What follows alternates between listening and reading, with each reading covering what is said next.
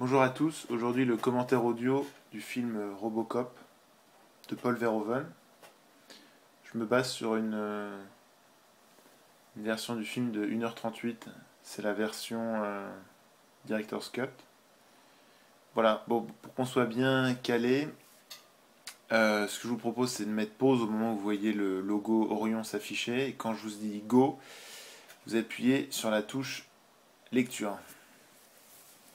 Go! Alors Robocop, c'est un film qui a été tourné en 86, donc film américain évidemment. Tourné en 86, c'est sorti en 87 aux États-Unis et en 88 en France. Mais moi, je l'ai vu seulement quand il est passé sur FR3, donc ça devait être 5 ans plus tard, voilà, en 93. Et je me souviens, j'étais dans l'illégalité vu que j'avais un peu moins de 12 ans. Première fois que j'ai vu ce film et je me suis pris une énorme claque. Voilà, donc il y a toujours dans les Robocop des coupures télé voilà, qui montrent à quel point l'époque est pourrie. Voilà, c'est vraiment une société qui est au bord du chaos, voire dans le chaos. Euh, voilà, une société qui est dirigée par des multinationales sans foi ni loi et où les pouvoirs publics en fait n'existent plus, ont été privatisés. Je sais pas si c'est dans ce Robocop ou dans ce après, mais où là, carrément la police voilà, est rachetée par l'OCP, donc qui est la multinationale diabolique de Robocop. Voilà, il y a toujours des pubs d'un très mauvais goût dans Robocop. C'est vraiment la signature.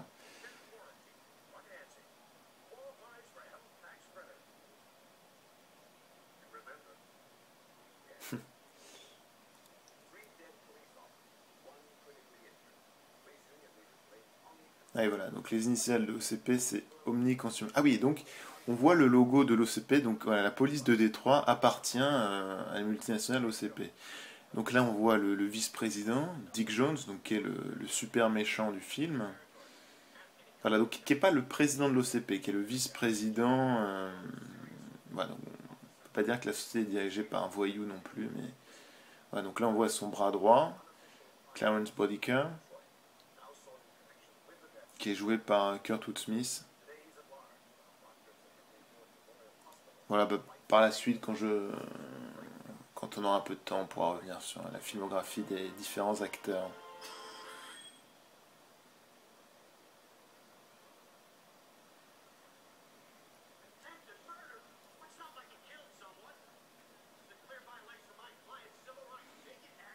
Voilà, donc là, le chef de la police, là, le commissaire Black, lui, il est dans les trois Robocop. Tout comme Anne Lewis, qui est aussi dans les trois Robocop. Je crois que c'est les seuls personnages qu'on voit dans les trois. Voilà, donc arrivée de Alex Murphy, tout frais, tout idéaliste, arrivé de sa province. Voilà, donc Alex Murphy qui est joué par Peter Weller.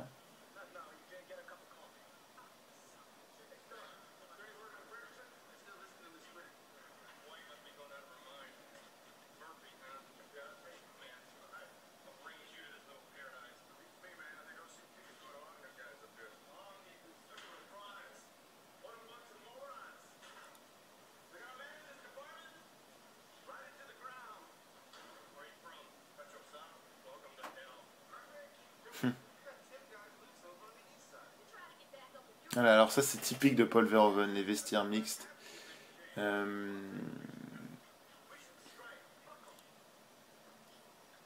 voilà, il aime voilà, dépeindre des sociétés où il y a plus aucun clivage homme-femme, où voilà,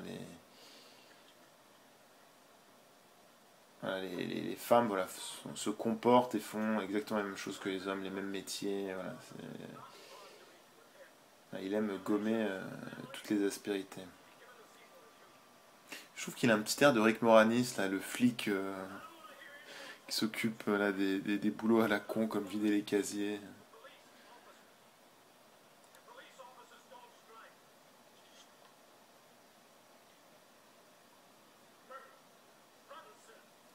Ouais, donc là, on a vraiment l'impression. Ils auraient pu même pousser le truc un peu plus loin et donner à Murphy le casier du mec décédé où il reste encore le nom dessus. Ça aurait été encore plus, je trouve, significatif pour montrer qu'il remplaçait vraiment un mec qui venait de se faire abattre. Voilà, donc là, on va voir l'arrivée du personnage de Anne Lewis qui est joué par Nancy Allen.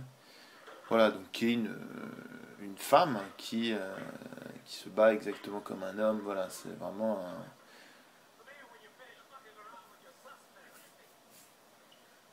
un coéquipier voilà, tout à fait valable. Paul Verhoeven avait insisté pour qu'elle se coupe les cheveux très courts, là encore, pour qu'elle ait une coupe similaire à celle de son coéquipier. Vraiment, encore une fois de plus, gommer les différences homme-femme. Mais c'est quand même l'homme qui conduit. Ouais, ça c'est un peu démodé, je trouve les bulles de chewing-gum, ça n'a pas très bien vieilli ça. Alors là, voilà, là c'est un running gag dans le film, c'est à chaque fois que les voitures prennent une montée, il y a une petite étincelle. Alors, donc là on voit Bob Morton, la victime et le troisième personnage, il est dans le 2 aussi. C'est aussi un gentil, lui, de l'OCP. Il n'y en a pas beaucoup, mais à la base, le personnage de Bob Morton devait être un salaud, mais les scénaristes ont décidé qu'il manquait de gentils dans le film, de personnes à qui se rattacher, et donc ils ont rendu plus gentil le personnage de Bob Morton. On voit à quel point là, donc, les locaux de l'OCP contrastent avec les locaux du commissariat de police. Voilà, là, autant le commissariat de police, on avait l'impression de les années 70, là on est vraiment dans le futur.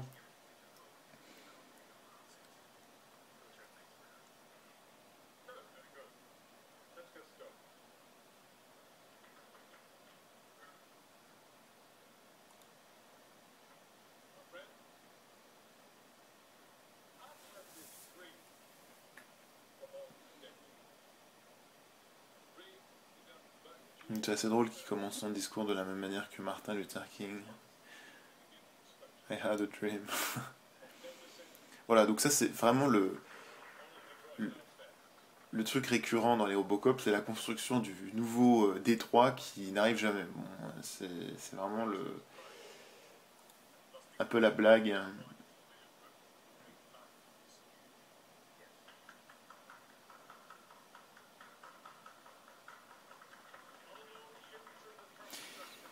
Alors donc là il y a une scène archi-culte qui arrive qui est le flingage voilà, d'un employé innocent par le robot ED-209, qui est une scène qui m'avait beaucoup marqué étant petit et je peux vous dire que j'ai fait des cauchemars pendant longtemps à rêver d'être poursuivi par ce robot complètement taré. Voilà, donc ED-209 c'est Enforcement Droid 209. Et Robocop est ED, je sais plus combien, peut-être 2000. Voilà. Robocop est la nouvelle génération de Enforcement Droid. On voit des D109 d'ailleurs dans les. Je sais, dans le 3.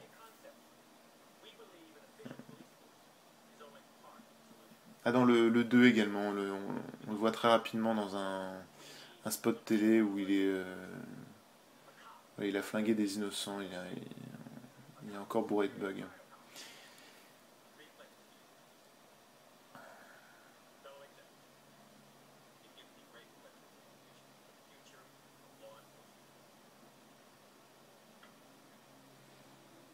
Voilà, la bête.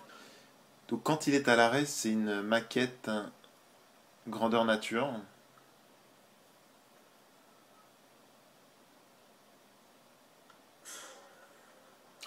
quand il est en mouvement, donc c'est du stop motion, c'est image par image.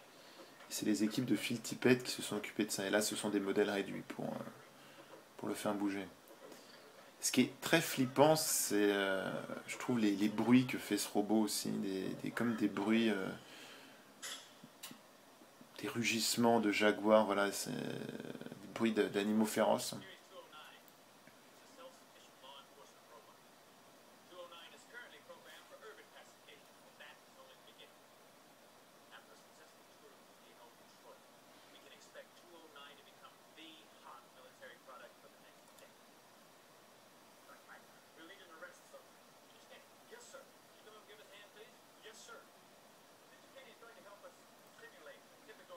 Oui, donc là, normal, un Desert Eagle dans la salle de réunion, qu'on reverra à la fin du film. Oui, bon, c'est n'importe quoi, Robocop. Faut qu'on se le dise.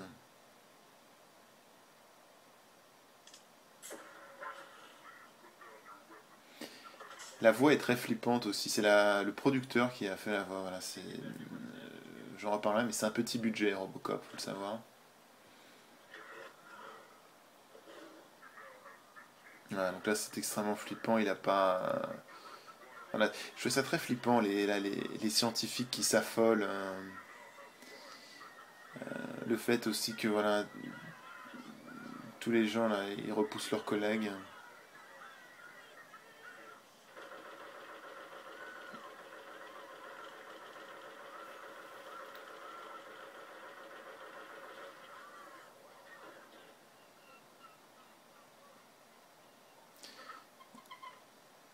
Et hop là, en plein sur la maquette, la belle maquette du nouveau Détroit.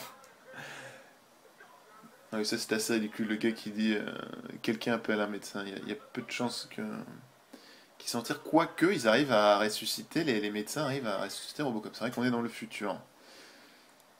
Oui, donc c'est d'ailleurs un futur assez étonnant, futur de Robocop, parce qu'il y a à la fois des éléments très futuristiques, des trucs qui se trouve va même pas dans notre siècle, de notre vivant, comme voilà, des robots, voilà, la médecine qui a fait des progrès incroyables, et à la fois des éléments voilà, proches de notre actualité, des éléments contemporains.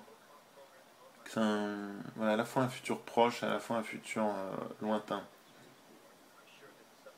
Voilà, donc, bon, ils en ont fait un personnage de gentil de Bob Morton, mais ça reste un arriviste, voilà, la, son collègue vient de se faire flinguer, il a déjà oublié, il pense et il profite de même de cette occasion pour vendre son projet, qui est donc le nouveau Enforcement Droid, qui est Robocop, ou le regard noir. Ouais, he fucked with the wrong guy. Donc lui, c'est le personnage de Dick Jones, c'est joué par Ronnie Cox.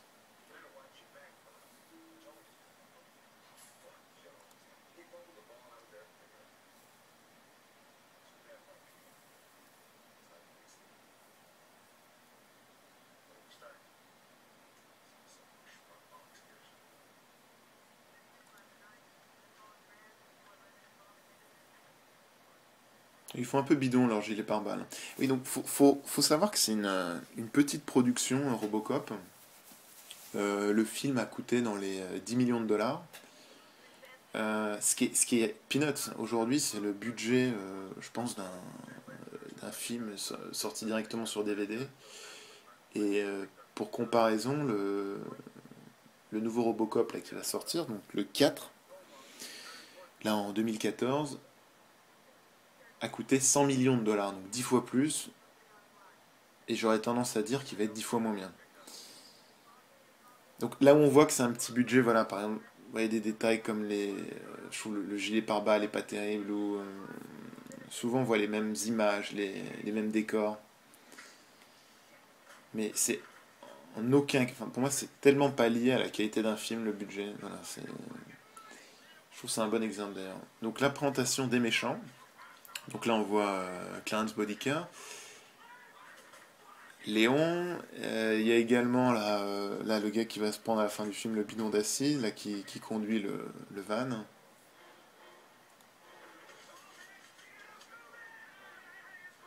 Ce qui est marrant d'ailleurs, c'est que là, l'associé de Clarence Boddicker, Léon, aujourd'hui, il est dans une. Donc, il a un petit rôle dans Robocop. Aujourd'hui, il a le premier rôle dans la série External Affaires, je crois.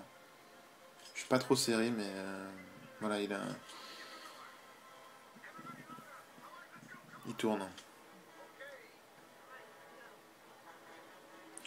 Bon, c'est quand même extraordinaire. Voilà, bah, premier jour de terrain, voilà, la méga fusillade. Ouais, il a à peine quitté le commissariat que c'est la méga fusillade pour Alex Murphy. C'est dangereux d'être flic à Détroit. Donc, il faut savoir que le film n'a pas été tourné à Détroit. Euh, le réalisateur voulait une ville qui fasse futuristique et donc c'est pour ça qu'ils ont choisi Dallas. Voilà, donc ceux qui connaissent Dallas repèrent, enfin voilà, voient tout de suite que ça s'est tourné là. Le siège de l'OCP, d'ailleurs, c'est le City Council de Dallas. Mais ça, je trouve ça très cruel que les mecs balancent par la fenêtre un des leurs simplement parce qu'il est blessé. Et ricane. C'est un film cruel, Robocop.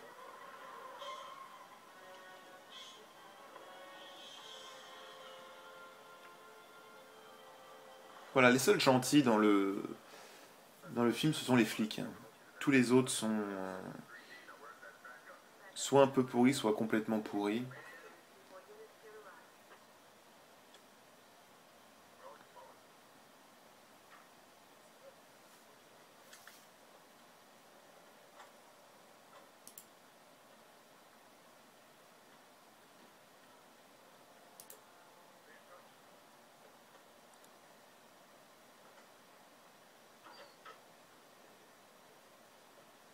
Excusez-moi, je viens donc Léon, là, l'associé de Clarence Boddicker, donc qui sera l'avant-dernier à crever, euh, il joue dans Esprit criminel.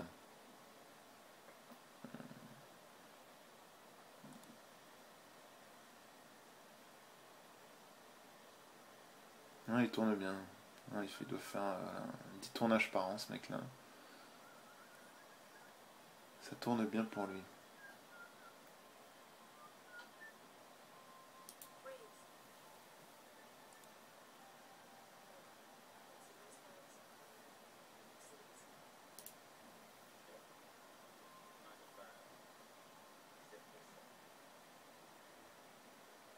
J'ai jamais compris pourquoi elle regardait.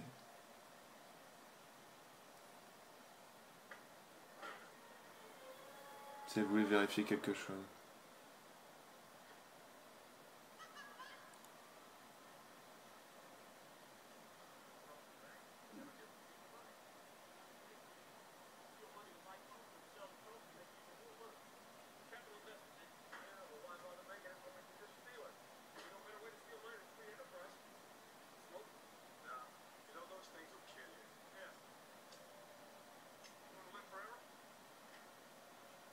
Ah oui, donc la première fois qu'on voit donc, cette série complètement débile,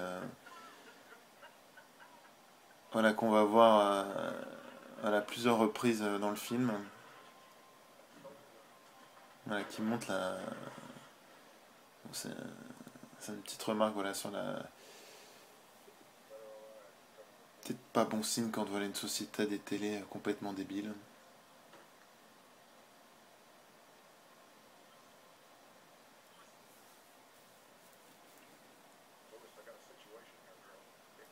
Il devait y avoir d'ailleurs, je sais pas si j'aurai l'occasion de reparler là, de cette série, mais il avait été question à un moment donné qu'ils l'ont coupé, je sais pas au scénario ou au montage, je sais pas s'il a été tourné, mais il avait été question qu'il y ait un scandale avec le mec à moustache là qu'on voit dans la série débile qui passe à la télé, qui à un moment donné on apprenne voilà, dans un flash info qu'il avait été arrêté pour pédophilie, je crois. Ce qui, ce qui rajoutait encore un peu plus de sordide dans cette époque. Où vraiment, voilà, à part les flics, tout le monde est donc pourri.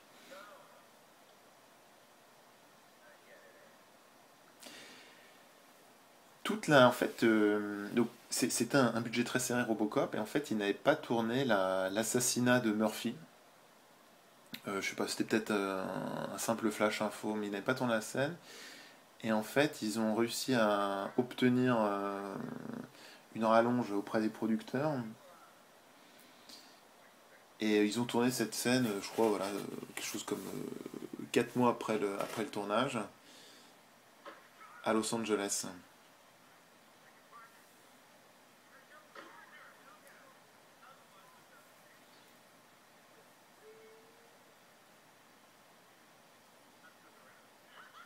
Ouais, c'est assez astucieux, en fait, les producteurs devaient estimer que c'était indispensable de montrer cette scène.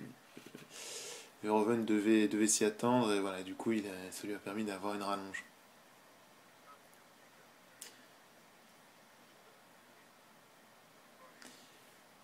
C'est une scène qui est très violente. Voilà, il y a deux scènes qui ont été beaucoup coupées. C'est voilà, quand Kenny là, se fait buter par ED-209. Et voilà, quand Clarence Boyka assassine Murphy. C'est des scènes qui ont été beaucoup coupées. Ah, donc, je vais voir de quelle version du coup il s'agit là.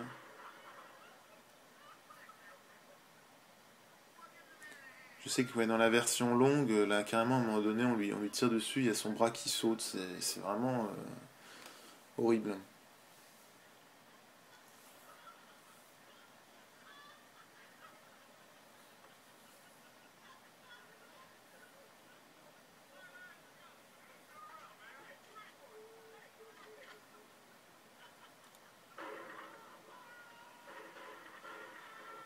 Voilà, donc c'est la version non censurée. Voilà, là, il a plus son bras.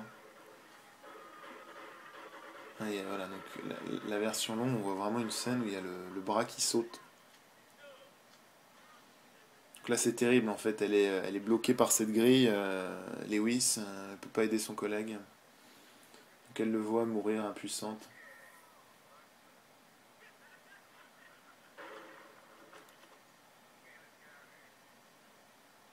Ouais, là aussi, pareil, la balle dans la tête, ça a été raccourci.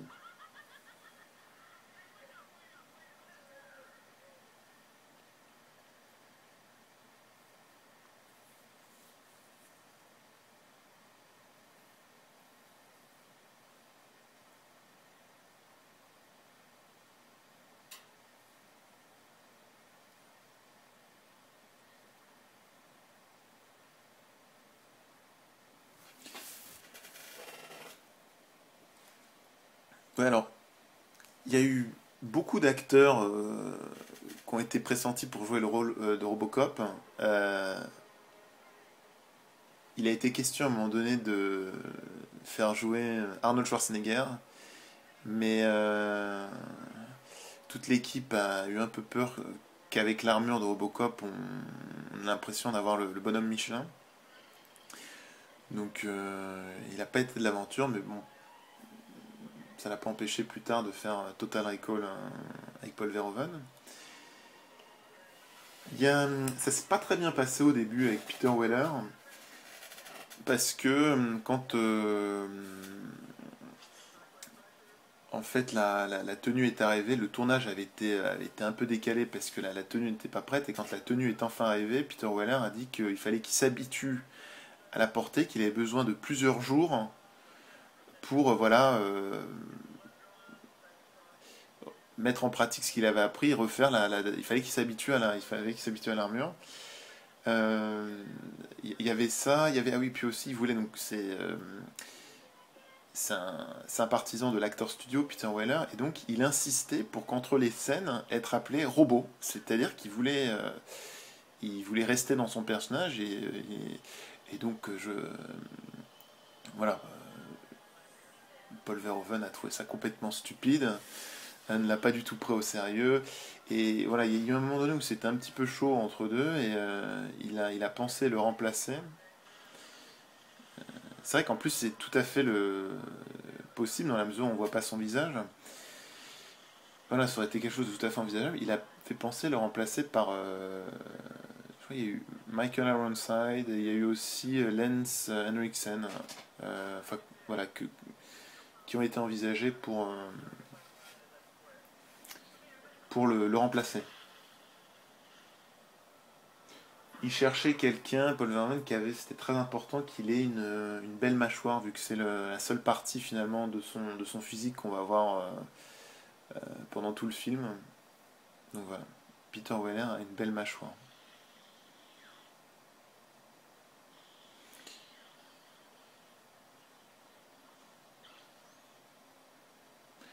Oui, alors je crois qu'il y a un noir là, à un moment donné de 5 secondes et c'était audacieux pour l'époque. Voilà, ouais, c'est le genre de truc qui fait très peur aux producteurs. Ils ont peur que les spectateurs se barrent de la salle. Ça, c'est une véritable idée de. Voilà, voilà, ça coûte rien du tout et je trouve que c'est vraiment une super idée. La vision subjective, quand on lui visse la grille, c'est complètement stupide, mais je trouvais que ça rendait bien.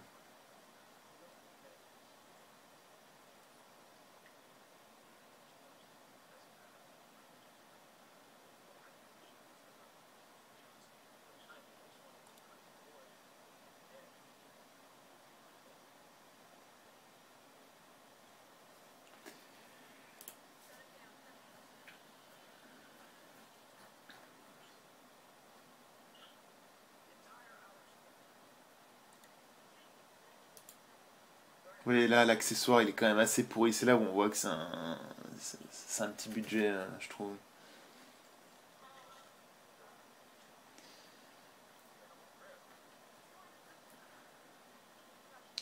Peter Weller, alors qu'est-ce qu'il a fait, Peter Weller moi, je l'ai beaucoup aimé dans le Festin nu de Cronenberg.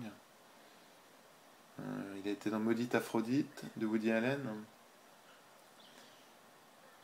Et là, prochainement, il sera dans Star Trek Into Darkness. Bon, après, je sais pas s'il aura un gros rôle.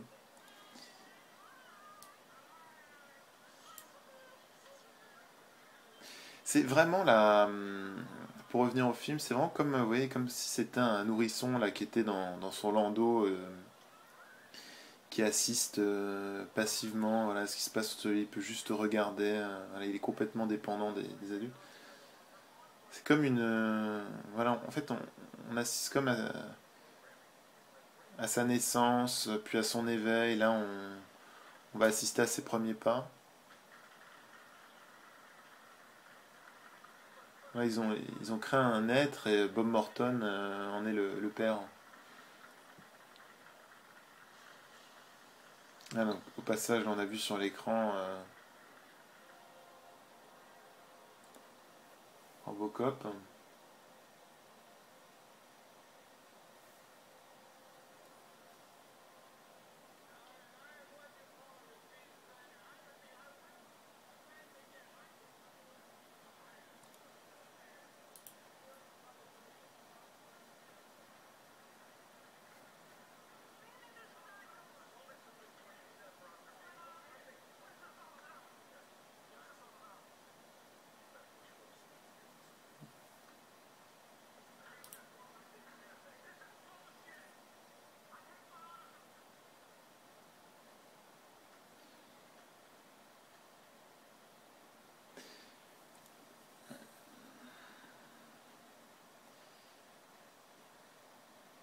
C'est très bien de le montrer petit à petit, voilà, d'abord de dos, à travers les vitres, voilà, de pas déflorer d'un coup.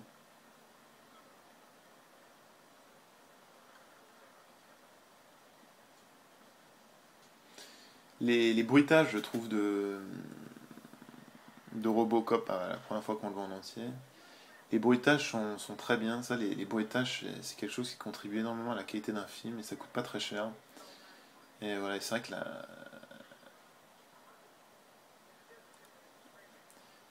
les bruitages associés à la démarche de Robocop ou quand voilà, il bouge la tête ou quand il bouge ses membres, c'est vrai que je trouve ça très réussi.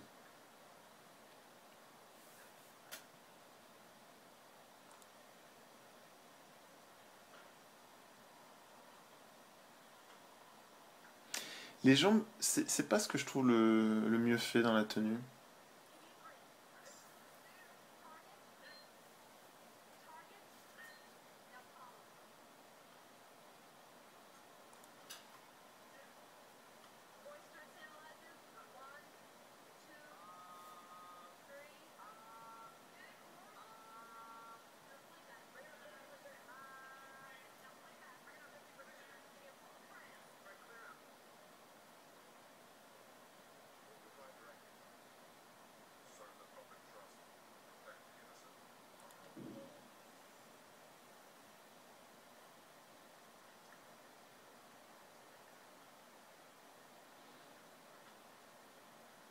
On sait pas vraiment de quelle couleur elle est d'ailleurs cette armure, si c'est... De temps en temps elle est grise, de temps en temps elle est bleue, de temps en temps elle est violette.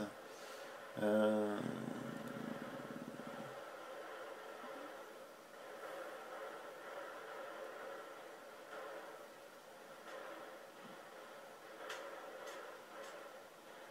c'est vrai qu'ils se sont beaucoup amusés à faire se refléter la lumière dessus. Donc, il fait faire varier sa couleur.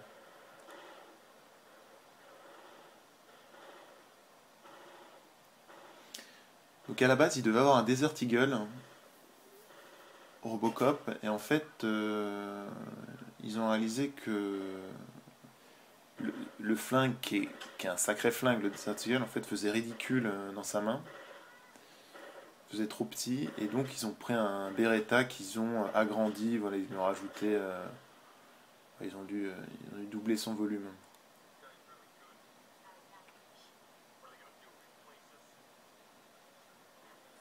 Alors, il faut savoir que tous les plans où on le voit sortir ou rentrer son flingue dans sa cuisse, en fait, la cuisse, en fait, c'est un accessoire. C'est des plans qui ont été tournés à part. C'était un accessoire. Je rentre le flingue dans la cuisse. De même, le poinçon qui sort de son poing, c'est aussi un accessoire. Ça fait pas partie de la tenue de Robocop. C'est des trucs, voilà, qui étaient qu'un mec, voilà, portait, mais c'était pas inclus dans la tenue.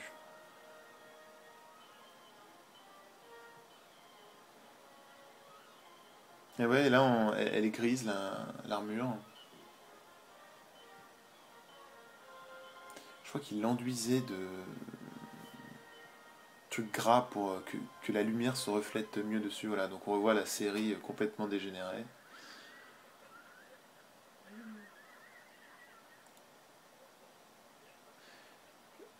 Je trouve elle est bien typique de Robocop cette scène. Voilà, les commerçants gentils, voilà, et l'horrible voyou qui sort une arme de guerre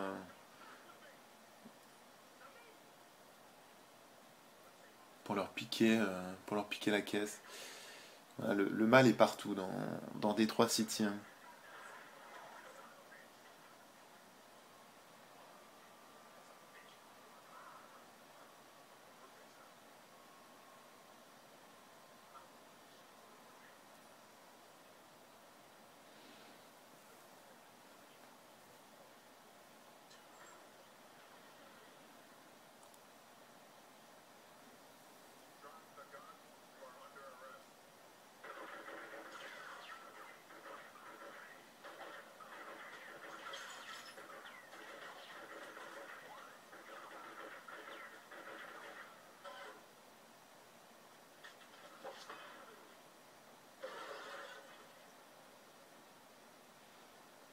Ouais, la vitre était déjà brisée, là, ça regarde bien avant qu'il soit jeté dedans.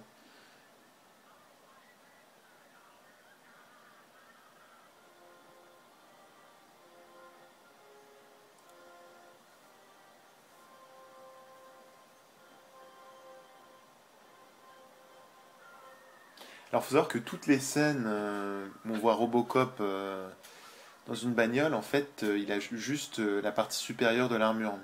Parce qu'en fait, les jambes ne rentraient pas dans la bagnole. Euh, voilà, donc si par exemple, quand on le voit sortir d'une voiture, en fait, il a les jambes nues. Donc c'est pour ça qu'on ne voit jamais sortir. En fait, il n'y a jamais un plan large qui le montre en train de sortir de la bagnole. En général, ils le font en deux étapes. Ils montent ouais, une première fois, les jambes qui sont sorties du véhicule.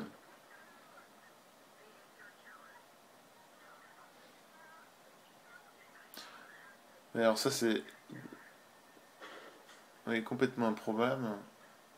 Ah oui, non, d'accord, c'est parce qu'il l'a soulevé et qu'il se l'est prise dans la bite, d'accord. Parce que s'il avait été à terre, ça aurait pas été possible, ça.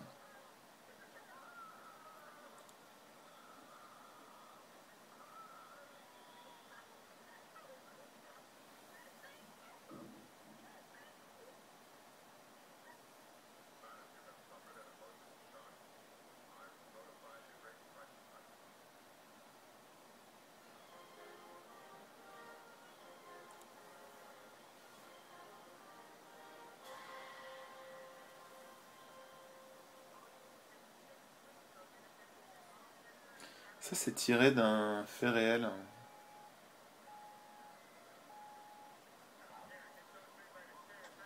Voilà, donc là, vous voyez pas. Donc là, il est dans la bagnole. En fait, il a uniquement l'armure, la partie haute.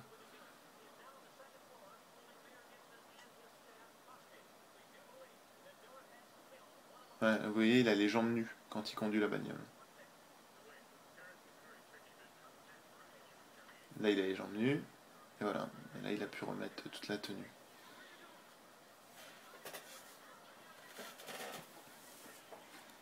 Alors, il y a un truc du making-of que j'ai trouvé assez dingue, c'est qu'à un moment donné, on va avoir une vision. Robocop, il va utiliser là, une vision infrarouge pour voir voilà, à travers voilà, la prise d'otage à travers les murs.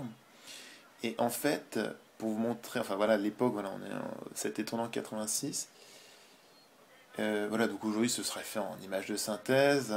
Et en fait, et à l'époque, pour faire ça, ils avaient filmé des gens avec de la peinture phosphorescente. Et ils avaient dû un peu retravailler, vous voyez, au banc optique les images. Et c'est ce qui va donner, voilà, la vision infrarouge de Robocop. Là, on va voir.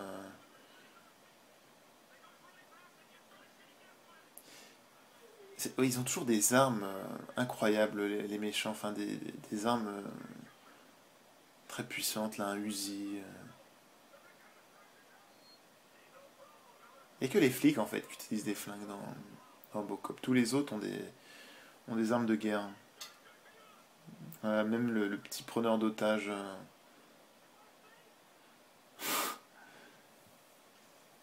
Voilà. Donc ça a été, voilà, c'est pas du tout des images de synthèse, c'est des images réelles. Là où après, voilà, ils ont rajouté les lignes, ils ont dû voilà, foncer les noirs, mais c'est absolument pas du.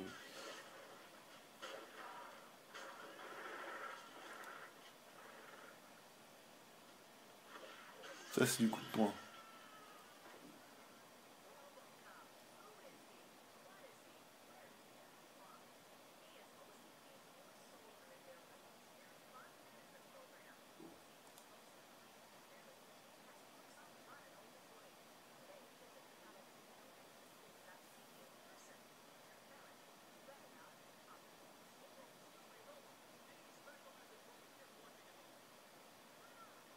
Stay out of trouble.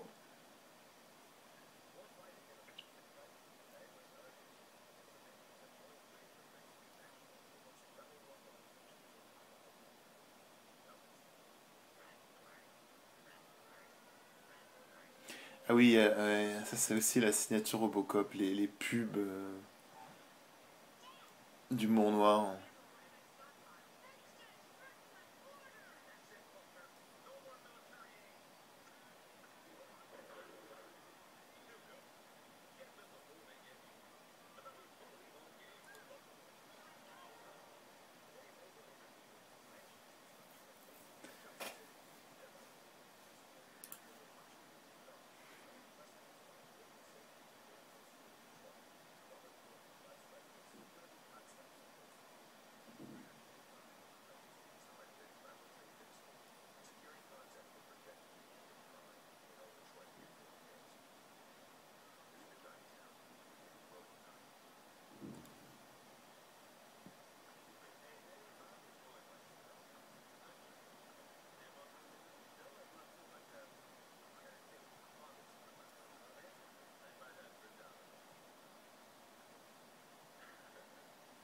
Voilà, donc une petite pression, je vous ai dit une bêtise. Les deux qui avaient été pressentis pour jouer Robocop, c'est Arnold Schwarzenegger et Michael Ironside. Donc les deux qui par la suite ont joué avec Paul Verhoeven, mais bon, pas dans Robocop. Et, et quand voilà, il y a eu des tensions entre Peter Weller et Paul Verhoeven, voilà, parce que Peter Weller euh, voilà, voulait qu'on l'appelle robot et voilà, qu'on lui laisse plus de temps pour se préparer. Voilà, on l'avait à l'époque menacé d'être il y avait une menace qui s'est remplacée par Lance Henriksen, euh, qui a par la suite joué à... non, c'est Aliens, c'est avant Robocop, voilà, qui avait joué déjà un robot dans... Voilà, il avait donc un très bon CV pour jouer à Robocop.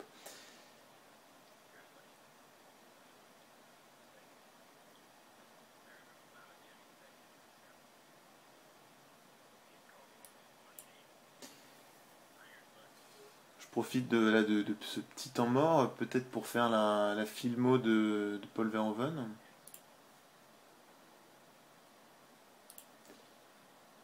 En fait, donc faut savoir, à la base, donc Paul Verhoeven est hollandais, il a fait des différents films aux Pays-Bas dans les années 70, donc les plus connus étant Turkish Delight, ça s'appelle Turkish Delice en français. Euh, il y a également Le Quatrième Homme. Voilà, donc ça, Le Quatrième Homme, c'est son dernier film qu'il a fait aux Pays-Bas. Ensuite, il est parti aux États-Unis, 2 ans plus tard. Donc Le Quatrième Homme, c'est en 83, c'est son dernier film aux Pays-Bas. 2 ans plus tard, il réalise La chair et le sang. C'est un très bon film, c'est avec Rutger Hauer, là, le mec de Blade Runner. C'est, ça se passe, c'est un film de KPDP, voilà, avec Jennifer Jason Leigh d'ailleurs, qui est très jeune dans ce film et qui euh, remet dans le droit chemin vraiment un sale voyou qui est joué donc, par Rutger Hauer. Euh, et donc voilà, c'est La chair et le sang, donc 1985, c'est le premier film US de Paul Verhoeven que je vous recommande. Voilà, où on retrouve ce côté assez, comment dire, malsain de Verhoeven. 2 ans plus tard, il fait Robocop. Et en fait, c'est assez drôle, je trouve, la jeunesse de ce film, parce que c'est vrai après Robocop, Verhoeven a été cantonné dans les films de science-fiction, mais c'est vrai que c'est pas le genre de film qu'il faisait précédemment. Il a quand même fait avant Robocop, comme il a fait 15 films voilà, qui ne sont pas des films de science-fiction. Et en fait, quand il a reçu le scénario de Robocop, il a trouvé ça complètement débile. Ça lui disait pas du tout de faire un film voilà, avec un, un policier moitié robot, moitié humain. Il a trouvé ça complètement débile. Rien que le nom, je crois, ça se trouve, il a même pas lu le scénario. Rien que le nom, il trouvait ça débile. Il a jeté à la poubelle et c'est sa femme qui a lu le script et qui l'a convaincu de le faire. Et Et je pense que c'est ça qui est formidable, c'est que confier à notre réalisateur, bah, on voit ce que ça a donné, Robocop 3, bon, qui est un film absolument ridicule, qui n'a aucun intérêt. Voilà, donc ça rappelle l'importance du réalisateur, et voilà, c'est là où on voit. Voilà, ce film aurait pu être confié à un gros tocard, mais heureusement, ça n'a pas été le cas. Ça, c'est un effet super simple, là, le scriptogramme. Non, ça se dit pas comme ça, mais je trouve que c'est vraiment efficace.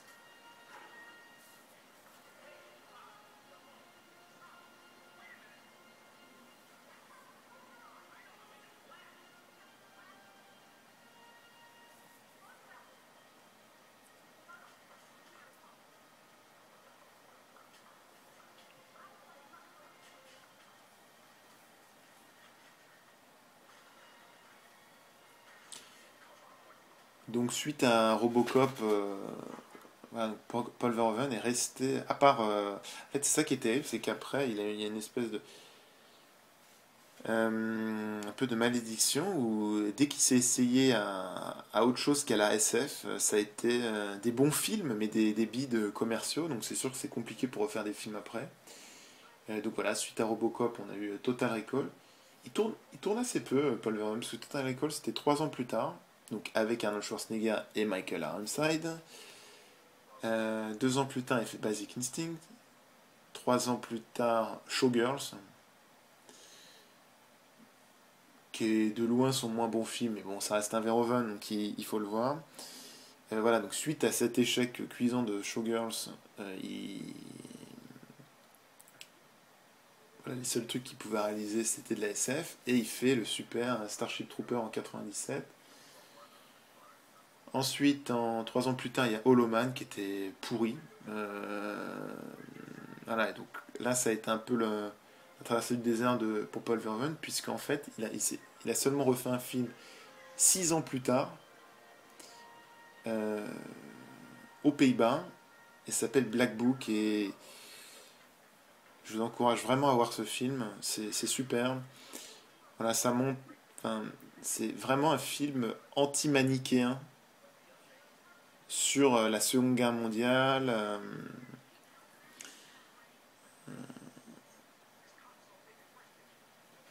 Voilà, c'est ce que je vois sa date de naissance. Euh, voilà.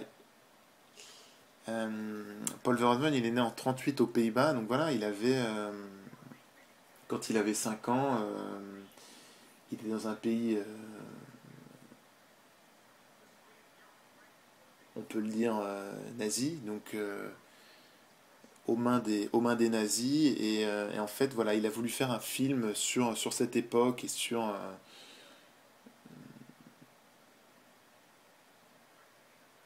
voilà, comment les gens, sa vision des choses de cette époque. Je vous encourage vraiment à voir ce film, Black Book.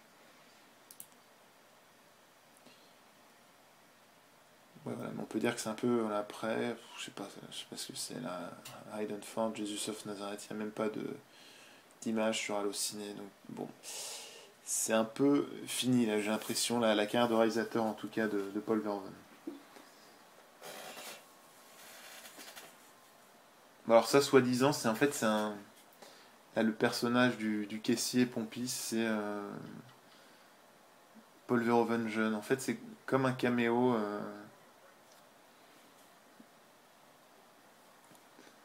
voilà, comme si c'était quelqu'un qui interprétait un caméo qu'aurait pu faire Paul Verhoeven, étant jeune.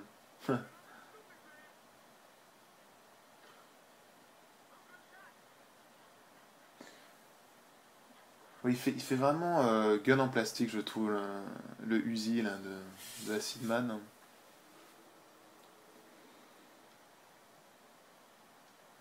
Voilà, donc, fumer c'est mal, et en particulier dans une station essence.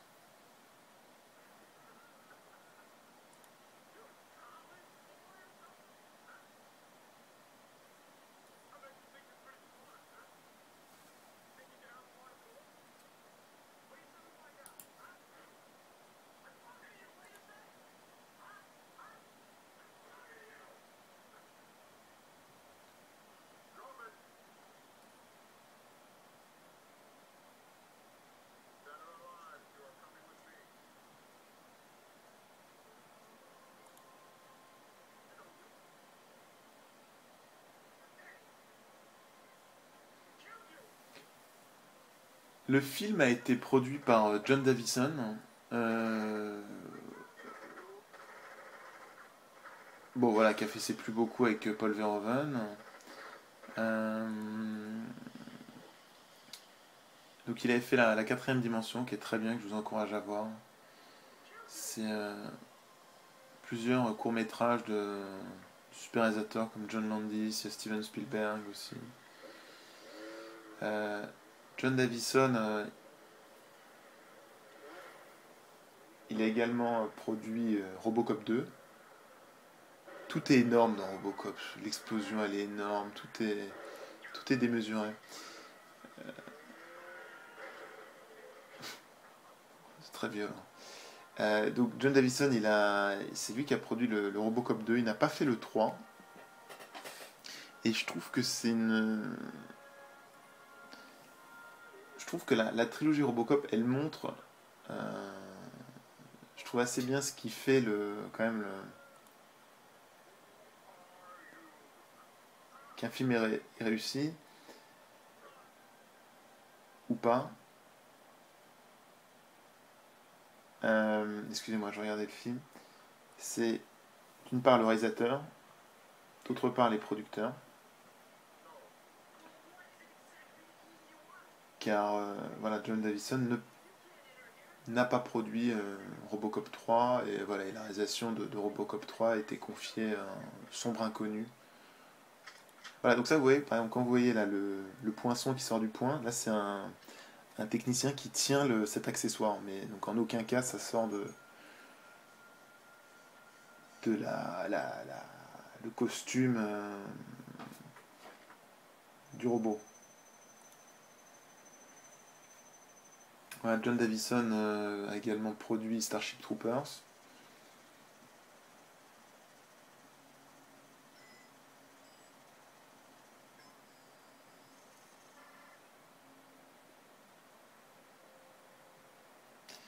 Voilà, et donc en aucun cas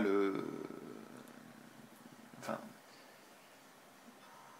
je pense pas que la qualité en tout cas est liée au scénariste, donc Edward Nemeyer, donc, qui est le scénariste de Robocop 1, 2 et 3.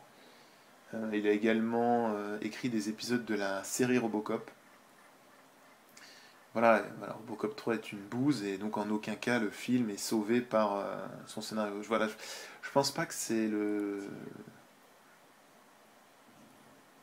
je pense pas qu'un voilà, un scénario, un bon scénario, fasse un bon film. Je pense en revanche, un bon réalisateur peut faire un bon film d'un mauvais scénario. Mais l'inverse n'est pas possible. Vous avez un bon scénariste, un mauvais réalisateur, ça ne fera pas un bon film. Et Robocop 3 en est la démonstration. Voilà, donc je profite là de cette pause. Si vous regardez là, vous voyez, là on voit que c'est du caoutchouc, là, ce qui entoure la bouche de Robocop, on voit que c'est du caoutchouc, donc ce qui permet que ce soit très proche du visage. Mais voilà, c'est sûr que ça fait pas métallique. De même, les mains sont en caoutchouc, alors qu'elles sont censées être en métal, vu que c'est un robot. Et du coup, ils avaient énormément les différentes scènes où on lui jette un trousseau de clés qui les rattrape. En fait, tout simplement, le trousseau de clés rebondissait contre la paume de la main, vu que c'est du caoutchouc.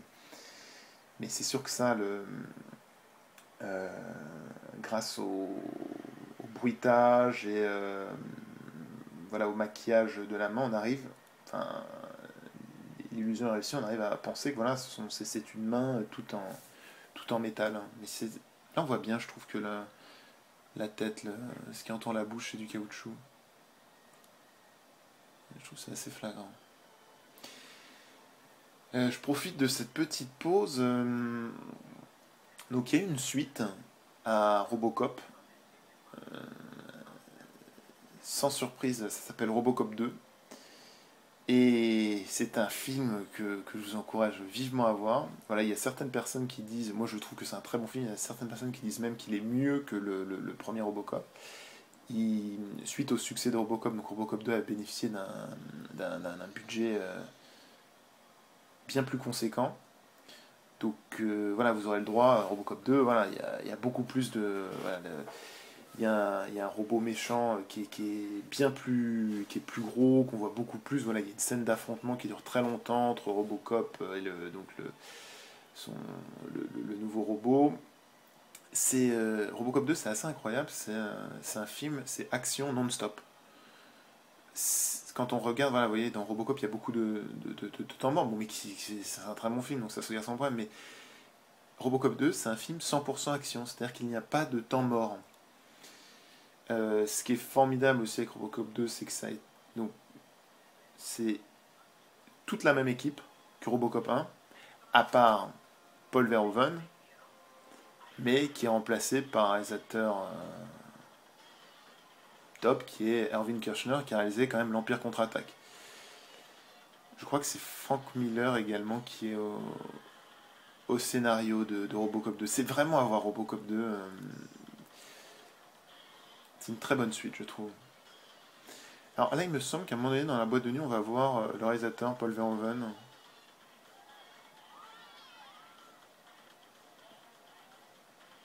Voilà, donc lui, il joue dans voilà, une série policière maintenant.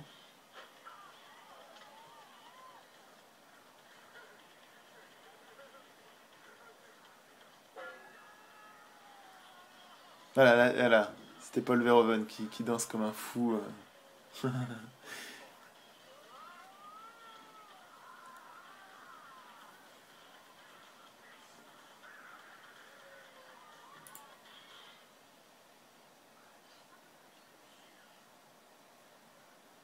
Voilà, donc je sais pas exactement quand j'avais 11 ans que je voyais cette scène. Je sais pas ce que je me disais, qu'est-ce qu'ils étaient en train de faire, s'ils étaient en train de.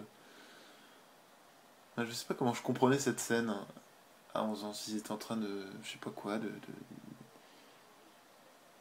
sniffer du sucre ou.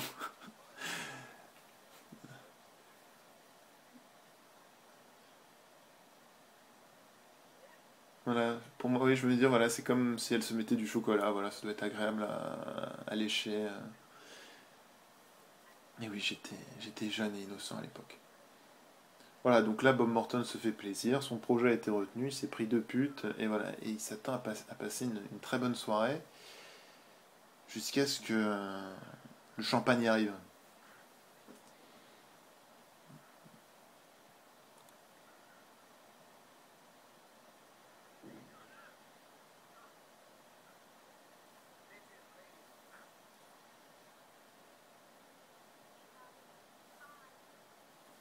C'est un homme laconique, Clarence Boddicker. Bitches leave. Ça, je trouvais ça très violent.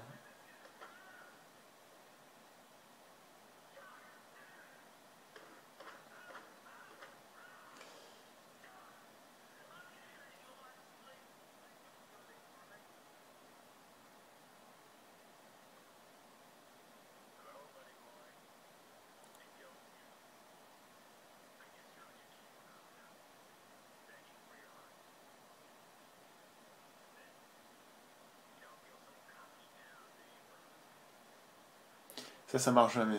Quel que soit le prix qu'il vous paye, je vous paye le double. Je n'ai jamais vu un film où ça marchait. Oui, voilà, là je trouve le.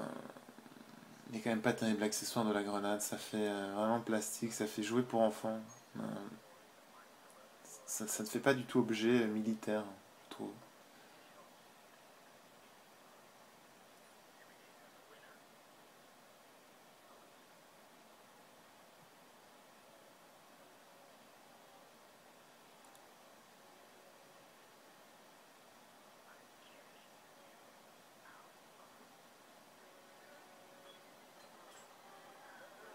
Je trouve que c'est en tout cas une bonne image. Ne prenez pas de la coke. Voilà, je trouvais ça pas mal la transition. On voit voilà, d'où vient cette cocaïne.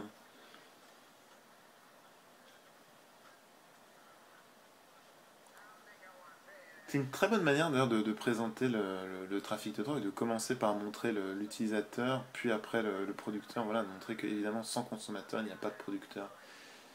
Je trouvais ça pas mal. Voilà, donc pour revenir, Robocop 2, très très bien, très bon réalisateur. Il y a Peter Weller, les producteurs sont là, c'est très bien. En revanche, Robocop 3, qui a été fait 2 ans plus tard, mais c'est lamentable. Euh, c'est lamentable parce que ouais, c'est vraiment gâcher une franchise, gâcher du pognon, faire perdre le temps aux gens. Ça a été réalisé le 3 par Fred Decker. J'ai même pas envie de perdre mon temps à aller voir ce qu'il a fait d'autre comme Booze sur Allociné. Euh, Voilà, et donc il reste dans le 3 Nancy Allen et Robert Docky. Robert Docky, c'est le commissaire Black. Voilà, et donc il y a plus Peter Weller. Je crois qu'ils avaient pris un judoka pour faire Robocop.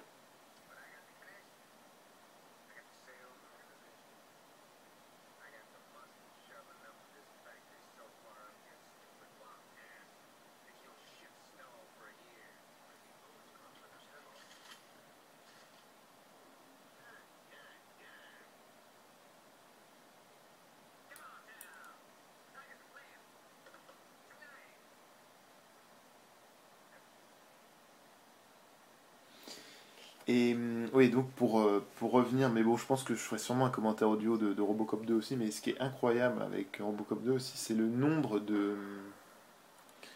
Oui, bon, je pense là, la porte, elle devait être en caoutchouc, parce elle se déforme vraiment, littéralement, quand Robocop tape dessus. Oui, et ce qui est incroyable aussi avec Robocop 2, c'est le nombre de tués. C'est un des films... il y a des classements comme ça sur Internet de body count, de nombre de tués à l'écran.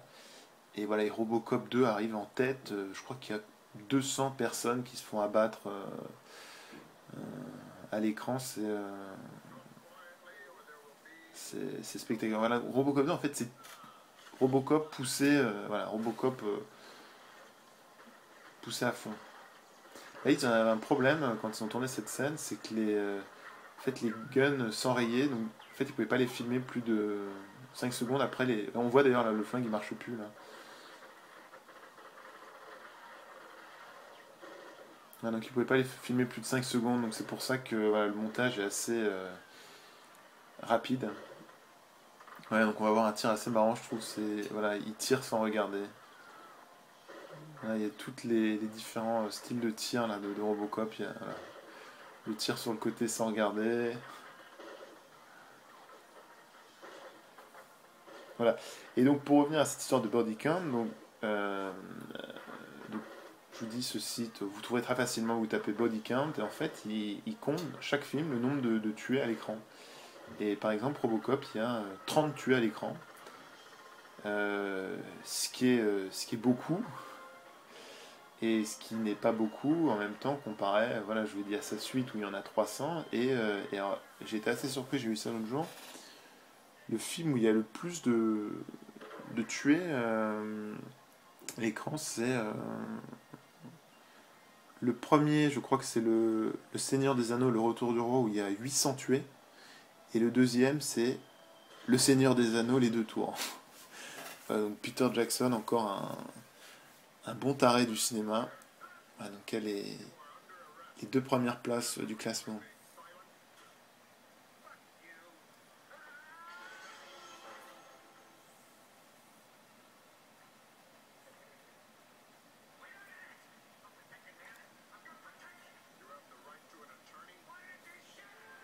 Là encore une fois de plus, on voit les vitres, elles sont brisées en fait avant que les cascadeurs se jettent dedans.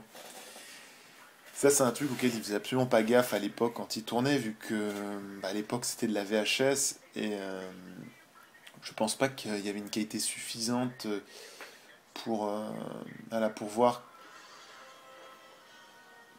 oui, déjà pour faire un ralenti et puis pour, voilà, s'il y avait une qualité d'image suffisante pour voir que, voilà, ce genre de détails.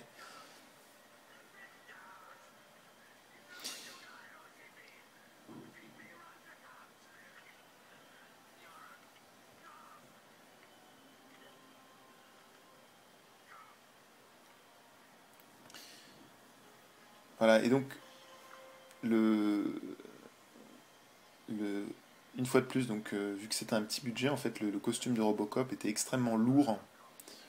Je crois qu'il pesait quelque chose comme 50 kilos. Et en fait, Peter Weller perdait chaque jour 1,5 kg en transpirant dans ce costume. Et donc, par la suite, les futurs Robocop, voilà, ils ont réussi à faire des tenues beaucoup plus légères, ce qui a permis de pousser plus loin les scènes d'action. Par exemple, voilà, de foutre Robocop sur une moto, de le faire sauter du toit d'un immeuble, voilà, des trucs qui auraient été impossibles avec une tenue de 50 kilos ou parce que voilà, quand on y pense, c'est vrai que c'est ça la contrainte de Robocop, c'est il est très lent. C'est bien une contrainte en termes de scénario que même en termes de voilà, son personnage est du coup vulnérable. Donc ça c'est le truc qu'on se disait beaucoup étant gosse, c'est pourquoi les méchants simplement ne tirent pas une bastos dans la bouche de Robocop. En fait, faut oublier cette bouche et uniquement ça c'est vraiment c'est pour le cinéma. Évidemment que si un robot sortait comme ça dans la réalité, il n'aurait pas cette bouche, il n'aurait pas ce point de vulnérabilité. Il aurait voilà une grille, voilà, enfin évidemment qu'il serait entièrement protégé, il n'aurait pas une zone de vulnérabilité. Voilà, c'est uniquement pour voilà pour le cinéma, pour montrer voilà que c'est un humain qui est derrière et voilà, donc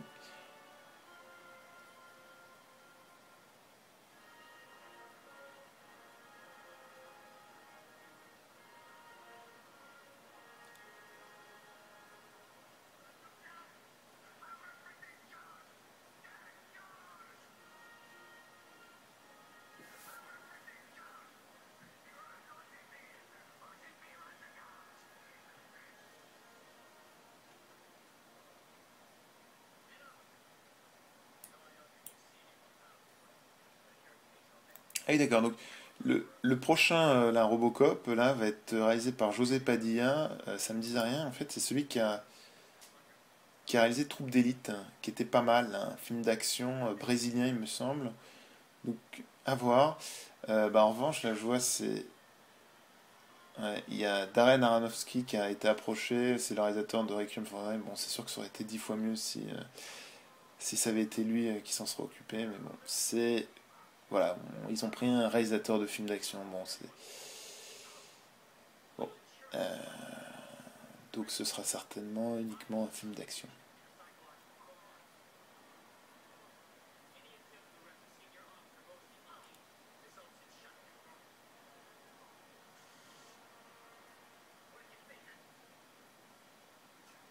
On se demande d'où vient la lumière violette là sur son armure, hein. On sent l'énorme projo là qui brûle juste à côté, mais je vois.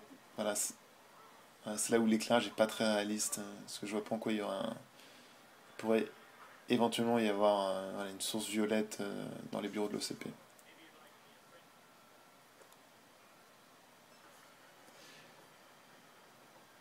Deuxième apparition de D209. On le voit d'ailleurs beaucoup plus que dans la première scène, ce qui est assez logique. Voilà, donc il faut savoir que, en fait, les images voilà, de des donc aujourd'hui, voilà un truc comme ça. Voilà, évidemment, par exemple, dans Robocop 2014, un robot comme ça, donc impossible c'est-à-dire à mettre voilà, un mec dans un costume. Un robot comme ça, évidemment, ce sont des images aujourd'hui, mais sans hésitation, on va prendre des images générées par ordinateur. Même des amateurs, c'est-à-dire,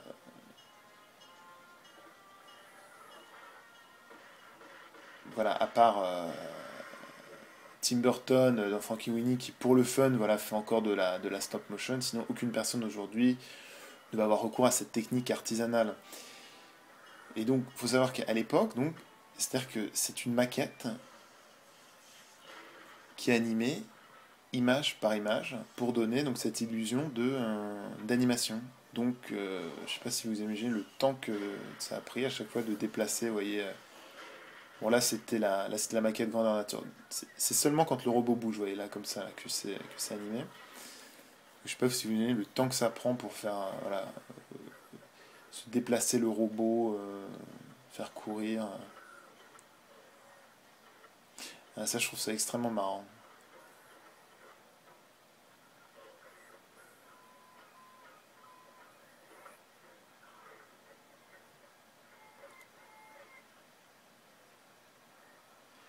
Ouais, c'est ça. ED-209, c'est le robot débile qui est très bien armé et qui est débile. HOS excellent, là, les cris qu'il fait, on dirait comme les cris d'une truie qu'on égorge, ou d'un petit bébé qui pleure. Je pense qu'ils ont dû mélanger les deux, mais celle-là, on dit c'est un enfant, quoi. C'est un robot enfant.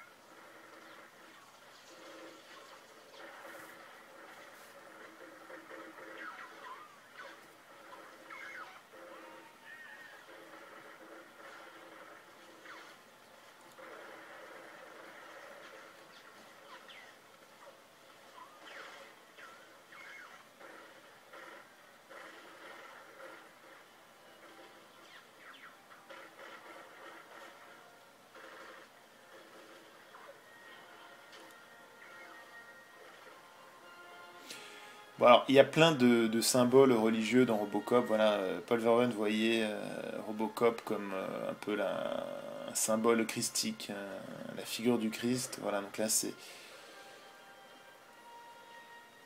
voilà, donc il a été, on l'a donné, voilà, on le livre là en pâture, on assiste à sa crucifixion. Voilà, son lent calvaire.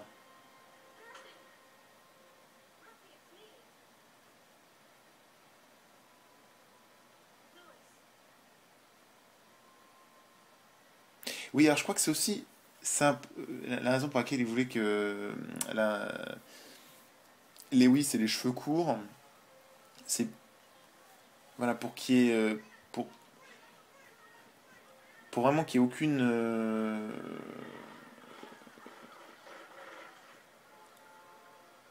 en fait vraiment gommer toutes les aspérités, qu'il n'y ait aucune ambiguïté entre voilà la relation, enfin voilà disons faut la considérer comme un partenaire. Voilà, il voulait vraiment gommer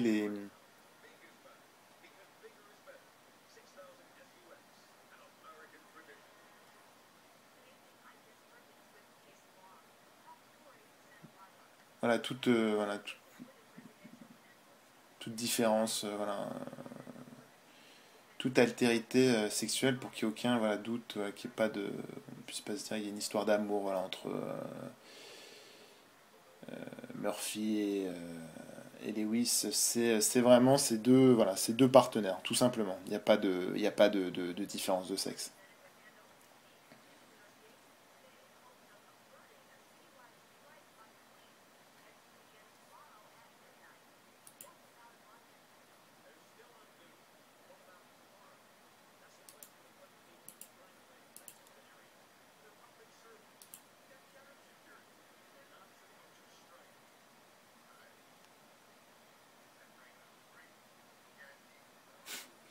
Il m'a toujours fait rire ce gars.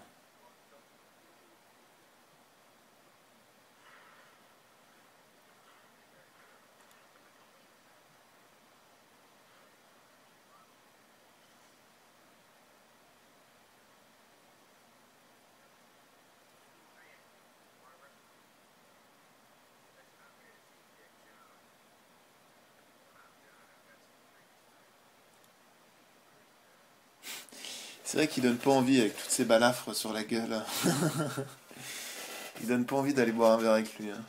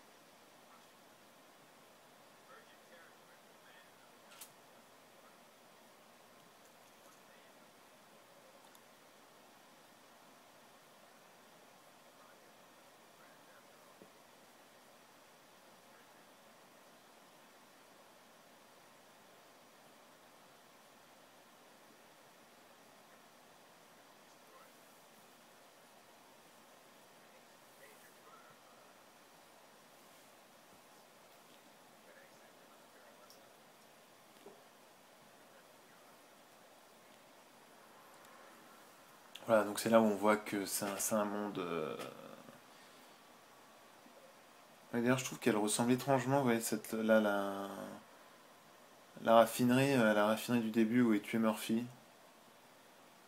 Il y a de grandes chances que ce soit le même décor. Et voilà, et quand il dit we practically are the military, voilà, c'est là où on voit que voilà, c'est ça, c'est tout n'a pas encore été privatisé, mais voilà, même les fonctions les plus régaliennes de l'État ont soit été, soit en partie été privatisées dans la société de Robocop.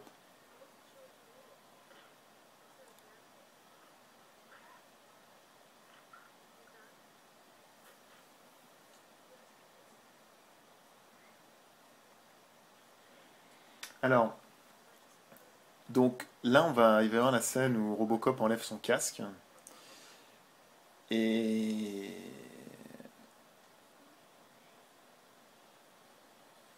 donc c'est là où va y avoir en fait il y a un énorme boulot de maquillage qui a été fait, qui a été réalisé par Rob Bottin, c'est le mec qui est responsable de tous les maquillages dans The Thing, donc qui est quand même une sacrée pointure. Et en fait, il, il avait très, il voulait surtout pas enfin que son maquillage en fait soit filmé de jour. Il pensait que ça se verrait et du coup il s'est embrouillé avec Paul Verhoeven qui au contraire lui voulait montrer le Robocop sans casque en plein jour. Finalement ça rend très bien. Ouais, c'est incroyable, hein. On n'arrive vraiment pas à distinguer quelle est voilà parce qu'il y a une partie de la peau qui est de la fausse peau. On n'arrive vraiment pas à distinguer la partie comme on dit prosthétique de la partie de la vraie peau de l'acteur. C'est vraiment bien fait. Et il faut surtout se dire que donc à l'époque il n'y a pas d'image de synthèse. Donc c'est-à-dire qu'aujourd'hui voilà, les petits défauts on les corrige donc en post-production avec les ordinateurs, ou voire même dès le début c'est prévu que voilà, une partie en fait du maquillage, enfin c'est-à-dire que la moitié sont en maquillage, l'autre partie sont en image de synthèse, comme par exemple voilà, on peut penser à Double Face là dans la dernière trilogie Batman, voilà, où voilà, carrément c'est que de l'image de synthèse. Voilà, donc à cette époque c'était pas le cas, donc tout est vraiment fait à la mano et c'est ça qui est incroyable.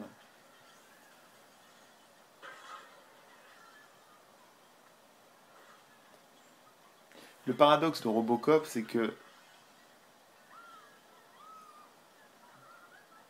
le paradoxe de Robocop, c'est ça, c'est que les gens sont sans foi ni loi, mais il y a quand même la société continue à tourner. C'est-à-dire que voilà, il y a encore des vendeurs, tout ce qu'il y a de plus gentil, qui vendent, voilà, qui ont des vitrines bien assorties, ce qui, enfin voilà, clairement avec une société comme Robocop, voilà, au bout de 3 mois, il n'y va plus y avoir personne dans les rues, plus personne voulant tenir une boutique.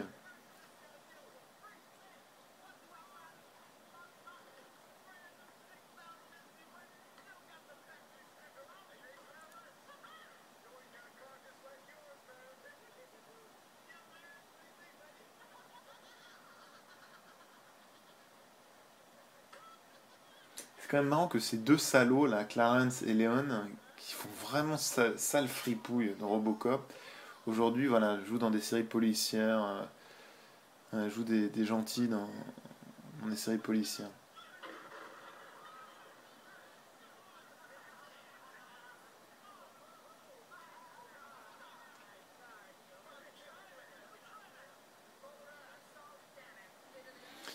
Oui, j'ai toujours trouvé qu'ils faisaient un peu jouer ces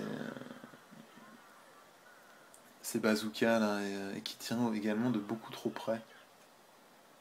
Ouais, Si ces trucs étaient aussi puissants, ils pourraient pas tirer si près à cause du souffle.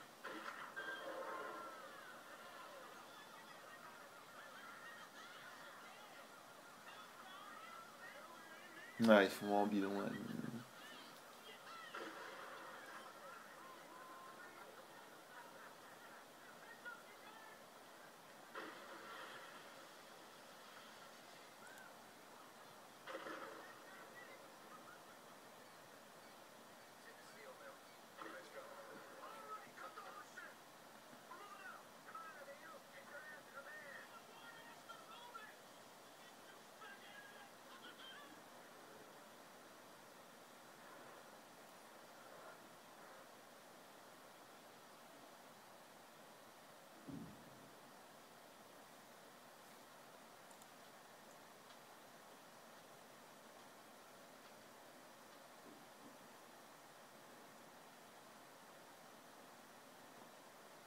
Non, le maquillage est vraiment hyper bien. C'est incroyable.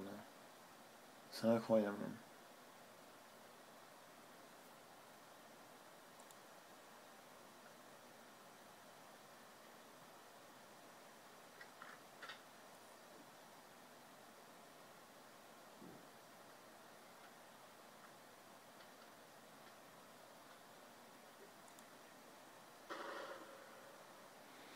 Sympa le réveil matin. Tout en douceur, robot. Une petite lumière verte sur le flingue.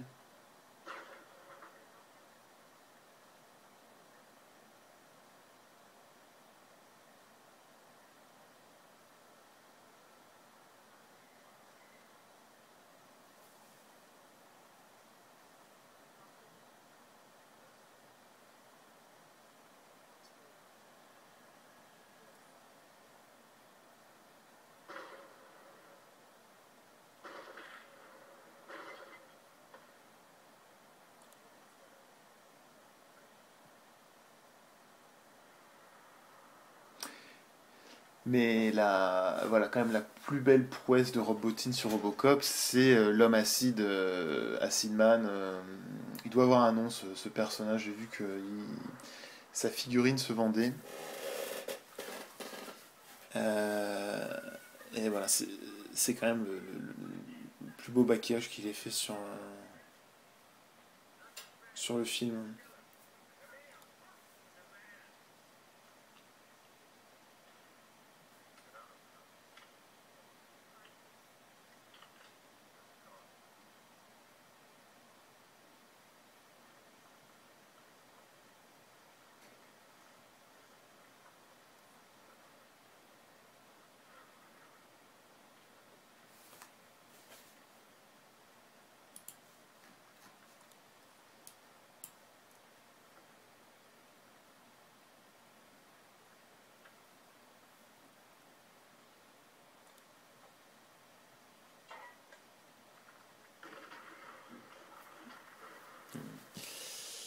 Ouais, ça c'est.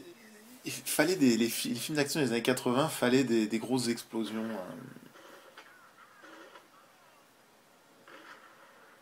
Ouais, ils sont pas très doués, hein.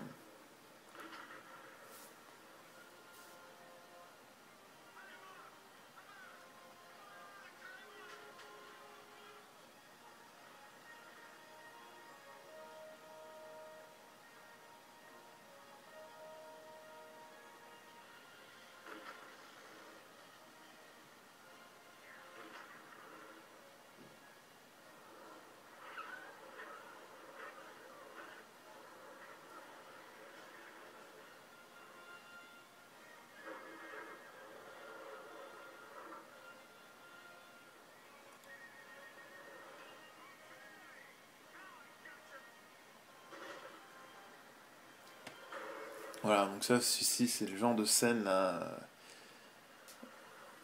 ça vous marque pendant très longtemps quand vous êtes petit.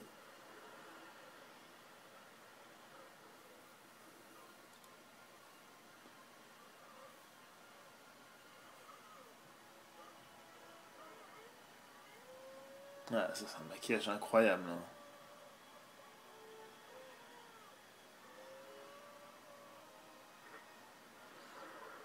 Et voilà, et ce qui est très choquant aussi, c'est la manière dont il va être repoussé par son collègue. Euh, Get away from me. Bon, soi-disant, c'est une métaphore voilà, de la société de l'époque où voilà, les gens qui avaient le sida étaient rejetés voilà, de tous leurs amis. Voilà, c'est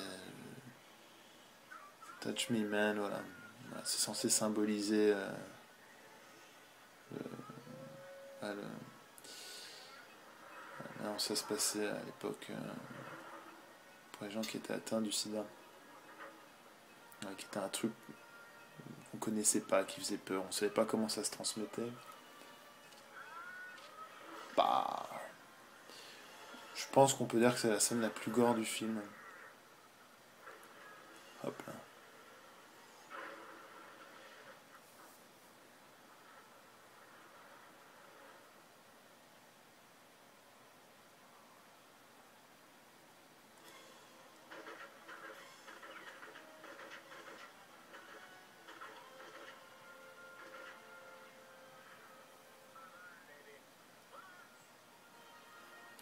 Voilà.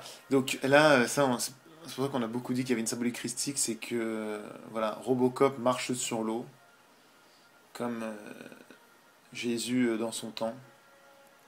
Voilà, on peut aussi dire que il a ressuscité. Voilà, il s'est remis donc, de toutes ces blessures voilà, causées par D209 et par voilà, la population, on va dire, qui lui est tombée dessus, voilà, tous les flics qui lui ont tiré dessus. Voilà, il a ressuscité. Ce qui est assez étonnant, c'est aussi c'est que les gars sont tués par vraiment leur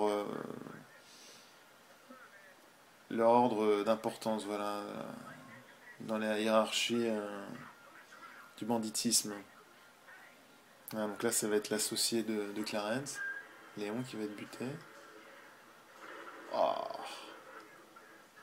c'est vachement bien fait.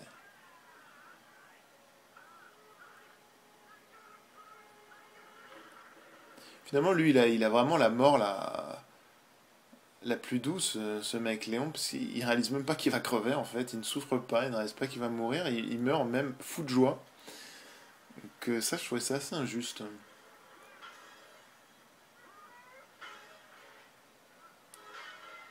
Ah, c'est assez idiot, là, le bruit à chaque fois qu'il lui tape dessus, là. Bruit de synthé.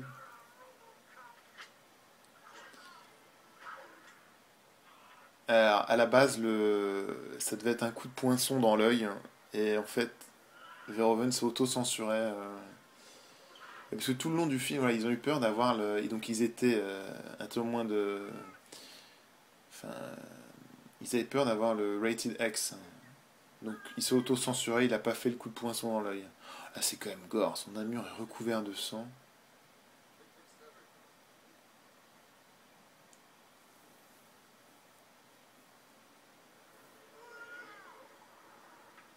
Voilà, donc là, c'est le City Hall de Dallas. Et voilà, il y a du matte painting pour rehausser le bâtiment.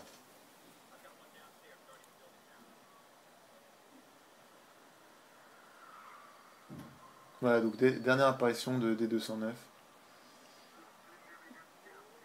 Oui, d'ailleurs, c'est vrai que donc, par rapport à la manière dont il est détruit, c'est vrai que quand on y pense, c'est une incitation, cet énorme radiateur là sur sa tête, c'est quand même une énorme incitation à lui voilà, à tirer en plein dedans.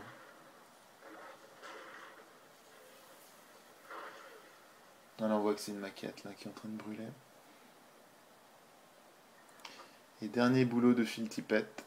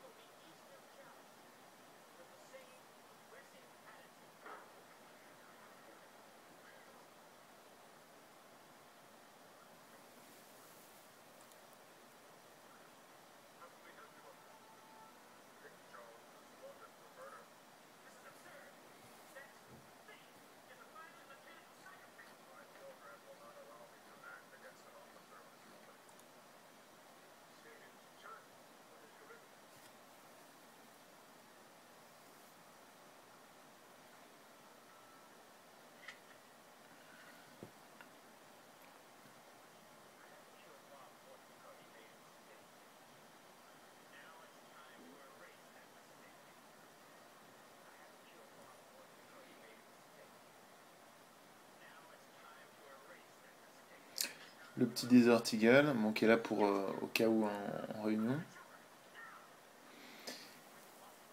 Ah oui, et du coup, alors, je crois qu'il ne peut pas agir contre un membre de l'OCP et voilà, donc il ne peut rien faire. Là, il peut pas faire comme il a fait là, vous savez, là, dans de la tentative de viol, là, faire un super tir à travers le pantalon, voilà. Mais à partir du moment où Dick Jones est viré, hop là, il peut le flinguer.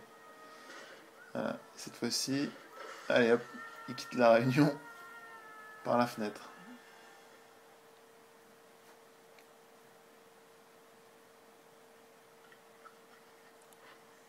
Voilà, donc ça c'est un accessoire. Et à chaque fois les plans où il range le flingue, c'est des plans qui sont faits à côté. C'est souvent des plans qui sont faits par la seconde équipe, ça. Voilà, donc une happy end. Voilà, il s'est réhumanisé un petit peu. Là, il veut qu'on l'appelle Murphy, il montre son visage.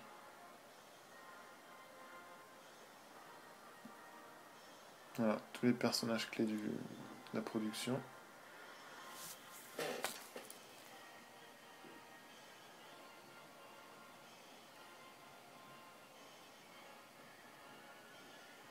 Voilà, ben, je vous dis à bientôt pour un prochain commentaire. Au revoir.